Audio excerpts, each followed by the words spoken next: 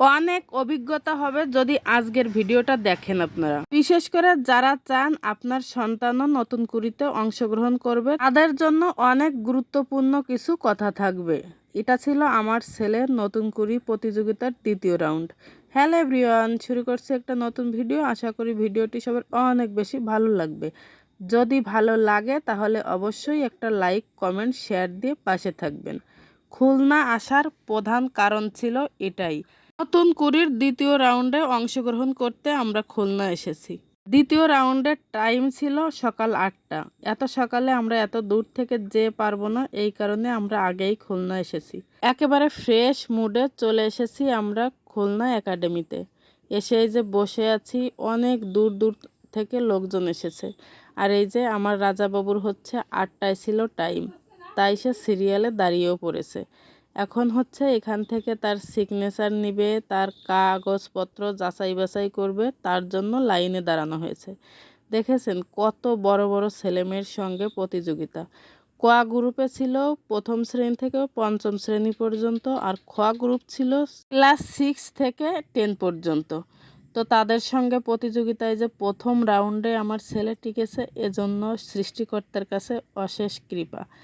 এই যে কাগজপত্র সিগনেচার করে সে কিন্তু চলে যাচ্ছে। অন্যরকম এক অভিজ্ঞতা।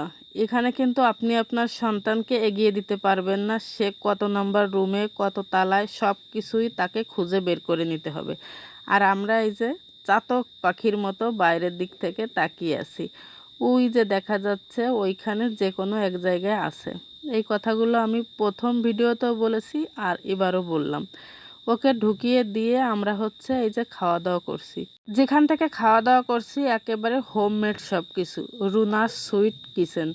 আপু হচ্ছে খুলনার ভিতর সব কিছু হোম ডেলিভারি দেন। আপু সব কিছু অনেক যত্ন সহকারে বানান এবং পরিষ্কার পরিচ্ছন্ন। আপনি আপনার সন্তানকে একেবারে নির্দ্বিধায় খেতে দিতে পারেন। তাছাড়া প্রত্যেকটা আইটেম এত বেশি টেস্টি, আমরা তো খেয়েছি, আর যারা একবার এখান থেকে খাচ্ছিল বারবার খেতে চাচ্ছিল। খুলনার ভিতর কেউ যদি অর্ডার করতে চান, এখানে নাম্বার দেওয়া আছে, আপনারা নাম্বার দেখে অর্ডার করবেন। আমার ছেলেও বেরিয়ে এসেছে।